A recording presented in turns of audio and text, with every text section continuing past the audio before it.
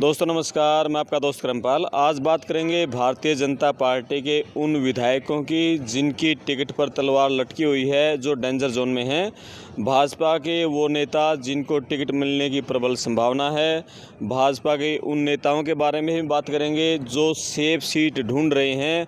हार के डर के कारण वो अपनी सीट को बदलना चाह रहे हैं। और जेजेपी के विधायकों के भारतीय जनता पार्टी में शामिल होने के बाद उन सीटों पर समीकरण कैसे बदल गए हैं, इस बारे में चर्चा करेंगे। आप अपने कमेंट से लिखना, वीडियो को शेयर करना, चैनल को सब्सक्राइब करना। जो नेता अपनी सेफ सीट ढूंढ रहे हैं हार के डर के कारण, और उनमें भी ज़्यादातर वो नेता हैं जो कि पिछली बार चुनाव हारे थे और अब वो शहरी सीटों पर चुनाव लड़ना चाहते हैं, ताकि शहरों में बीजेपी का प्रभाव है और उसके चलते उनकी चुनावी नैया पार हो जाए। इनमें सबसे ऊपर ओम प्रकाश धनखड़ का नाम बहादुरगढ़ से चर्चा में है कि वो बहादुरगढ़ से चुनाव लड़ना चाहते हैं। 2014 में बादली से चुनाव जीते, कृषि मंत्री रहे, हाई प्रोफाइल मंत्री रहे, लेकिन 2019 में कुलदीप वत्स ने बादली से उनको हरा दिया। इस बार भी कांग्रेस की लहर में उनको बादली से हार का डर है, वो बहादुरगढ़ से चुनाव लड़ना चाह रहे हैं। पार्टी टिकट उनको कहां से लड़ाती है, कहां से देती है, देखना होगा। इसी तरह से कैप्टन अभिमन्यु के बारे में चर्चा है कि उनको बरवाड़ा शिफ्ट किया जा सकता है, उनकी पसंद है या नहीं है, ये देखना होगा। लेकिन कैप्टन अभिमन्यु, उनके बेटे दोनों नारनौंद में चुनाव प्रचार में डटे हुए हैं, लेकिन उनको भी एक डर ये सता रहा है कि लोकसभा चुनाव में नारनौंद से कांग्रेस प्रत्याशी जयप्रकाश जेपी 46,000 से ज़्यादा वोटों से जीते थे। ऐसे में उसको कम करना कैप्टन अभिमन्यु के लिए बहुत मुश्किल हो जाएगा। उधर दादा गौतम के भी बीजेपी में शामिल होने से 3-4 हलकों के नेताओं की सांसें उखड़ी हुई हैं, पूरे समीकरण बिगड़े हुए हैं, उस बारे में बात करेंगे। अरविंद शर्मा लोकसभा चुनाव रोहतक से बहुत बड़े अंतर से हारे, 3 लाख से ज़्यादा वोटों से। वो गोहाना से चुनाव लड़ने जा रहे हैं, लेकिन जैसे ही पहली सूची जो लीक हुई थी उसमें गोहाना से डॉक्टर अरविंद शर्मा का नाम था, तो गोहाना के लोगों ने उनका विरोध शुरू कर दिया, उनका पुतला भी फूंका भरे बाजार में, और ये भी कह दिया कि गोहाना में बाहरी प्रत्याशी को सहन नहीं किया जाएगा। गोहाना से हम आपको बता दें कि रामचंद्र जांगड़ा बाहरी प्रत्याशी एक बार चुनाव लड़े, वो हारे। राजकुमार सैनी पिछली बार लड़े, वो हारे।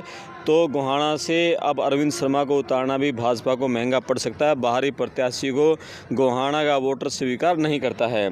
इसी तरह बात करें रणबीर गंगवा, डिप्टी स्पीकर हैं, लेकिन नलवा से अभी बीजेपी हारी लोकसभा चुनाव में और जयप्रकाश जेपी जीते, तो वो भी बरवाड़ा से चुनाव लड़ना चाहते हैं। और इसी तरह सीएम नायब सैनी भी करनाल से चुनाव नहीं लड़ रहे हैं। मोहनलाल बड़ोली ने पहले कहा, फिर नायब सैनी ने कहा मैं करनाल से लड़ूंगा। कल खट्टर साहब ने करनाल के कुछ नेताओं को कहा कि नायब सैनी करनाल से चुनाव नहीं लड़ेंगे, तो उनका चुनाव लड़ना लाडवा से करीब पक्का माना जा रहा है। हालांकि एक बार गोहाना से भी उनका नाम चर्चा में आया था। लाडवा में 35,000 सैनी बिरादरी के वोट हैं, वहाँ से वो चुनाव लड़ने जा रहे हैं। हालांकि 2014 में वो अम्बाड़ा के नारायणगढ़ हलके से चुनाव लड़े थे, जीते थे, और खट्टर की पहली पारी में वो राज्य मंत्री भी रहे थे। अब हम बात करें कि मोहनलाल बड़ोली, वो भी राय से पिछला चुनाव बहुत कम अंतर से जीते थे। इस बार वो लोकसभा चुनाव हार गए हैं। हालांकि वो चुनाव लड़ने से इनकार कर चुके हैं। यदि उनको चुनाव लड़ाया जाता है तो उनके लिए भी कोई सेफ सीट ढूंढी जाएगी या राय से चुनाव लड़ाया जाएगा, ये देखना होगा। हालांकि सियासी गलियारों में ये चर्चा ज़रूर है। लोकसभा चुनाव हारने के बाद बड़ोली ने सफीदों सीट को लेकर एक सर्वे करवाया, लेकिन उस सर्वे में ये आया, नेगेटिव रिपोर्ट आई कि यहाँ से चुनाव लड़ना महंगा पड़ सकता है, क्योंकि सफीदों से जब भी कोई बाहरी उम्मीदवार आया तो उसको हार का सामना करना पड़ा। रामचंद्र जांगड़ा देवीलाल लहर में वहाँ से आ रहे, करमबीर सैनी कांग्रेस की लहर में वहाँ से आ रहे, वंदना शर्मा बीजेपी की लहर में हारी। तो ये सभी नेता बाहरी प्रत्याशी सफीदों से सभी हारते रहे हैं, और सफीदों के लोग पहले से विरोध भी जता चुके हैं। और बड़ोली ने सफीदों का सर्वे इसलिए करवाया था क्योंकि जो कांग्रेस के सोनीपत से लोकसभा के सांसद सतपाल ब्रह्मचारी, वो सफीदों हलके के गांगुली गांव के हैं। बावजूद उसके सफीदों हलके से बड़ोली को लीड मिली थी, लेकिन बाद में वो रिपोर्ट नेगेटिव पाई, तो फिर सफीदों से उन्होंने चुनाव लड़ने का विचार त्याग दिया। अब हम बात करें कि आपको कि उकलाना, नारनौंद, बरवाड़ा, अम्बाड़ा सिटी, इन 4 हलकों में समीकरण बदल गए हैं। जेजेपी के जो विधायक भारतीय जनता पार्टी में शामिल हुए हैं, उसके सबसे ज़्यादा जो समीकरण बिगाड़े हैं वो दादा गौतम ने बिगाड़े हैं। जैसे ही दादा गौतम कल जींद में बीजेपी में शामिल हुए तो वहाँ उस टाइम पर सफ़ेदों का कोई नेता मंच पर नहीं था, पूरे जींद के 5 हलकों से, और सभी हलकों के नेता थे। तो सियासी गलियारों में चर्चा बड़े ज़ोर से चल पड़ी कि दादा गौतम को सफ़ेदों से चुनाव मैदान में उतारा जा सकता है। हालांकि इसकी संभावनाएं कम हैं, क्योंकि दादा गौतम 1991 में सफ़ेदों से विधानसभा चुनाव लड़े थे और बहुत ही करारी हार हुई थी, मात्र 1500 वोट उनको मिले थे। लेकिन अब ये चर्चाएं हैं कि उनको उचाना से भी चुनाव लड़ा जा सकता है, दादा पोता दोनों को आमने सामने किया जा सकता है, पोता दुष्यंत चौटाला। तो देखना होगा, जुलाना से भी उनका नाम चर्चा में है, और यदि उनको नारनौंद से ही चुनाव लड़ा जाए तो फिर कैप्टन अभिमन्यु को बरवाड़ा शिफ्ट किया जा सकता है। तो बरवाड़ा में कैप्टन अभिमन्यु को शिफ्ट किया गया तो जोगीराम सिहाग जो कल ही भाजपा में शामिल हुए हैं उनका क्या होगा। और रणधीर पनिहार भी बरवाड़ा से टिकट मांग रहे हैं, कुलदीप बिश्नोई उनकी पैरवी कर रहे हैं, और रणधीर पनिहार को ये भी चर्चा है कि नलवा भी शिफ्ट किया जा सकता है। तो फिर डिप्टी स्पीकर रणबीर गंगवा की टिकट बिल्कुल कट जाएगी, जोगीराम सिहाग की टिकट कट जाएगी। यदि दादा गौतम नारनौंद से लड़े तो कैप्टन अभिमन्यु बड़ा चेहरा है, कहीं न कहीं से उनको चुनाव जरूर लड़ा जाएगा। तो इस तरह से समीकरण दादा गौतम के आने से कई सीटों पर बिगड़ गए हैं। और उसके बाद हम बात करें उकलाना से, जेजेपी के जो विधायक अनूप धानक बीजेपी में आए तो उकलाना के समीकरण बिगड़े। वहाँ के जो नेता बीजेपी की तरफ टिकट मांग रहे थे उनमें पूर्व की जिला अध्यक्ष आशा रानी हैं, सीमा गैबीपुर हैं और बहादुर सिंह नंगथला ये टिकट मांग रहे हैं। यहाँ से उकलाना से अब बीजेपी अनूप धानक को टिकट देती है तो क्या बीजेपी के जो नेता हैं वो कितना साथ देंगे, ये भी देखने वाली बात रहेगी। उधर सबकी नज़रें इस बात पर भी हैं कि कांग्रेस यहाँ नरेश सेलवाल को उतारती है जो हुड्डा गुट में है, या फिर शैलजा अपने किसी प्रत्याशी को यहाँ से चुनाव मैदान में उतारती है, देखने वाली बात रहेगी। यदि शैलजा के कोटे में उकलाना की सीट आती है तो नरेश सेलवाल निर्दलीय चुनाव जरूर लड़ेंगे, यह तय है। और यदि नरेश सेलवाल चुनाव लड़े तो फिर उकलाना का पूरा समीकरण बिगड़ जाएगा। इसी तरह से हम बात करें अम्बाला सिटी से, यहाँ से 2 बार के विधायक हैं असीम गोयल, परिवहन मंत्री हैं, और उनकी जगह विनोद शर्मा या उनकी पत्नी शक्ति रानी शर्मा जो अम्बाला की मेयर है उनका नाम चर्चा में, उनको चुनाव लड़ाया जा सकता है। तो फिर असीम गोयल की टिकट काटी जाएगी या फिर उनको पंचकुला शिफ्ट किया जा सकता है। पंचकुला से अभी एमएलए हैं ज्ञानचंद गुप्ता और कुलभूषण गोयल का भी नाम वहाँ से चर्चा में है। तो ये सीट फंस गई हैं जो कि दूसरे नेता बीजेपी में शामिल हुए उनके बाद। इसी तरह से हम बात करें देवेंद्र बबली ने आज बीजेपी का पटका पहना, लेकिन उनके पटका पहनते ही सोशल मीडिया पर उनके बारे में खबरें वायरल हो गई। घर का रहा ना घाट का, ना जेजेपी के रहे, लोकसभा चुनाव में कांग्रेस की मदद करी, कुमारी शैलजा को जिताने के लिए पूरा जोर लगा दिया टोहाना हल्के से। उसके बाद कांग्रेस की टिकट के लिए दीपक बावरिया से मिले, प्रदेश कांग्रेस के प्रभारी हैं, लेकिन उन्होंने कह दिया कि वो कांग्रेस के प्राथमिक सदस्य भी नहीं, उनको टिकट नहीं दी जाएगी, तो फिर वो बीजेपी में चले गए। तो उनकी राजनीतिक नैया किस तरह की रहेगी ये भी देखने वाली बात रहेगी। पिछली बार जेजेपी की टिकट जरूर थी उनके पास, लेकिन अपने दम पर जीते थे। अब बीजेपी की टिकट पर वो क्या परफॉर्मेंस रहेगी देखना होगा। हालांकि पूरे हरियाणा के सरपंच, टोहाना हल्के के सरपंच उनका पुरजोर विरोध कर रहे हैं, और सरपंचों ने कांग्रेस के आला नेताओं को एक चिट्ठी भी लिखी थी कि यदि देवेंद्र बबली को कांग्रेस में शामिल किया, उनको टिकट दी, तो फिर हम उनके विरोध में खड़े हो जाएंगे। पूरे हरियाणा के सरपंच देवेंद्र बबली का विरोध करेंगे। उन विधायकों की बात करते हैं जो डेंजर जोन में हैं, और इनमें से क्यों डेंजर जोन में है इसका समीकरण भी आपको बाद में बताएंगे। सबसे पहले पिहोवा से सरदार संदीप सिंह खेल राज्य मंत्री रहे, उनकी टिकट लगभग आप माने कि 100% कट गई है, और उनकी जगह माही गिल को चुनाव में उतारा जा रहा है पिहोवा से, और वो फिल्मी अभिनेत्री हैं, पार्टी की उनसे बातचीत हुई है। संभावना ये है कि माही गिल पिहोवा से बीजेपी की अगली प्रत्याशी होंगी। और बावल से डॉक्टर बनवारी लाल, पटौदी से सत्या प्रकाश जरावता, नारनौल से ओम प्रकाश यादव, और कौशली से लक्ष्मण यादव, अटेली से सीताराम, रतिया से लक्ष्मण नापा, पानीपत सिटी से प्रमोद विज, गन्नौर से निर्मल चौधरी, फरीदाबाद से नरेंद्र गुप्ता, गुरुग्राम से सुधीर सिंगला, इंदरी से राम कुमार कश्यप और हाँसी से विनोद भ्याणा। भारतीय जनता पार्टी के ये सभी विधायक डेंजर जोन में हैं और इनकी टिकट कट सकती है। अब आपको बता दें कि जिन विधायकों की मंत्रियों की टिकट लगभग पक्की है उनमें लोहारू से वित्त मंत्री जेपी दलाल, अम्बाला कैंट से अनिल विज, तोशाम से श्रुति चौधरी, बुवानीखेड़ा से बिशंबर वाल्मीकि, आदमपुर से भव्य बिश्नोई, पलवल से दीपक मंगला, बल्लभगढ़ से मूलचंद शर्मा, फरीदाबाद से विपुल गोयल, सोहना से डॉक्टर संजय सिंह, महेंद्रगढ़ से रामविलास शर्मा, जींद से डॉक्टर कृष्ण मिड्ढा, कैथल से लीलाराम गुर्जर, जगाधरी से कंवरपाल गुर्जर, थानेसर से सुभाष सुधा, पानीपत ग्रामीण से महिपाल ढांडा, इन सब की टिकट लगभग पक्की है। जो नेताओं की टिकट कटने जा रही है, रतिया से लक्ष्मण नापा की टिकट क्यों कट रही है?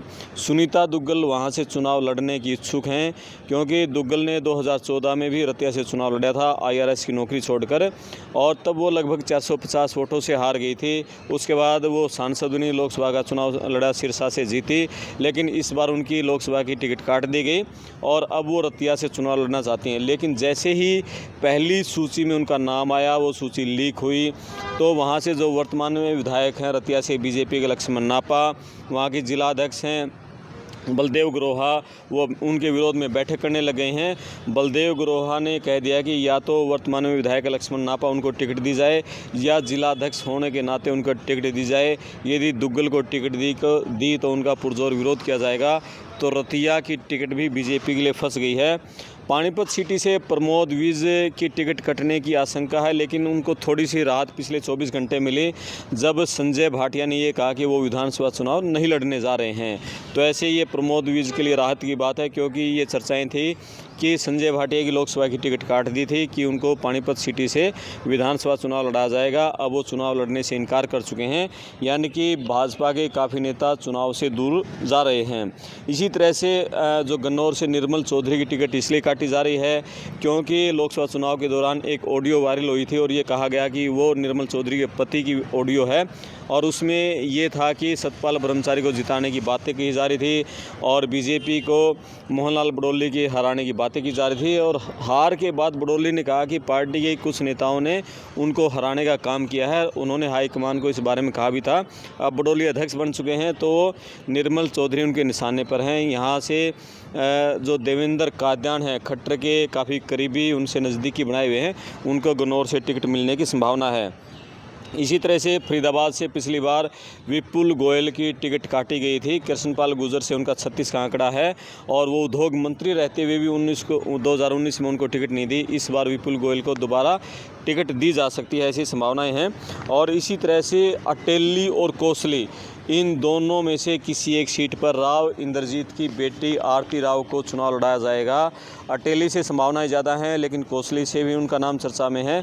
तो यहाँ से जो सीटिंग MLA हैं दोनों जगह बीजेपी के, उनकी भी टिकट पर संकट है। और ओम प्रकाश धनखड़ कहाँ से चुनाव लड़ेंगे, बादली से या बहादुरगढ़ से, इस पर सबकी नज़रें रहेंगी। बरवाड़ा से या नारनौल से कैप्टन मन्नू, इनमें से कहाँ चुनाव लड़ेंगे, इस पर सबकी नज़रें रहेंगी। बरवाड़ा से दादा गौतम आते हैं, नारनौल से दादा गौतम आते हैं, तो फिर बरवाड़ा से कैप्टन मन्नू चुनाव लड़ेंगे, इस तरह का तय है। अब हम आपको बता दें कि सुनील सांगवान चरखी दादरी के रहने वाले हैं, पूर्व में मंत्री रहे सतपाल सांगवान उनके बेटे हैं। अभी जेल अधीक्षक थे, VRS लिया, बीजेपी में शामिल हो गए और चरखी दादरी से बीजेपी उनको टिकट देने जा रही है। पिछली बार सतपाल सांगवान दूसरे नंबर पर रहे थे और 2009 में भी वो विधायक बने और हुड्डा सरकार में सहकारिता मंत्री रहे। 1996 में हरियाणा विकास पार्टी की टिकट पर विधायक बने थे, वो भी सरकारी नौकरी छोड़कर राजनीति में आए थे। और इसी तरह से हम बात करें, जोगीराम सिहाग का सपना इस बार भी टूट जाएगा। पिछली बार भी जेजेपी की टिकट मांग रहे थे, नहीं मिली, जेजेपी में गए, टिकट ली, विधायक बने।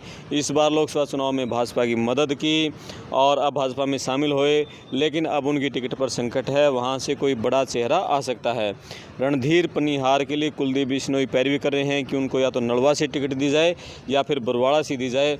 अब 4-5 सीटों का गणित पूरी तरह से बिगड़ गया है, लेकिन सबसे रोचक समीकरण तब बन पाएगा यदि दादा गौतम को बीजेपी उचाना से चुनाव लड़ाती है, तो दादा पोता आमने सामने होंगे और फिर वहाँ की जो सियासत होगी वो पूरी उफान पर रहेगी और दोनों दादा पोता के बीच में रहेंगे बृजेंद्र सिंह के बेटे। तो पूरा माहौल हॉट सीट उचाना इस बार रहने जा रही है। एक और बात बता दें कि बीजेपी 3 सितंबर को पहली सूची जारी कर सकती है, 2 सितंबर को रात को भी आ सकती है। अभी पिछले दिनों करीब 4-5 दिन पहले जब सीईसी की केंद्रीय चुनाव समिति की मीटिंग हुई थी, तो उसमें प्रधानमंत्री मोदी भी शामिल थे। उन्होंने ये कहा कि एक तो पहली जो लिस्ट जारी करने जा रहे हो वो बड़ी लिस्ट जारी करो, कम से कम भी 40 से 50 टिकटों की पहली लिस्ट होनी चाहिए। दूसरा उन्होंने कहा कि जितने भी प्रदेश में पार्टी के बड़े चेहरे हैं उन सबको पहली लिस्ट में लेकर आए, ताकि ये लगे कि सारे बड़े चेहरे चुनाव लड़ने के लिए तैयार हैं। तो इस तरह की बात उन्होंने कही थी। उसके बाद लगातार बैठकों का दौर जारी है। हालांकि आज दिन भर में कोई बैठक नहीं हुई, कल रात को बैठक हुई थी। आज रात को फिर धर्मेंद्र प्रधान, मोहनलाल बडोली, खट्टर, नायब सैनी की बैठक होने की संभावना है और उसके बाद पहली लिस्ट बीजेपी की कभी भी आ सकती है।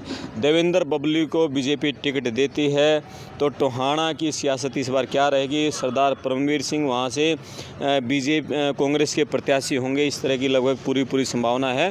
परमवीर सिंह को कांग्रेस दोबारा टिकट देने जा रही है।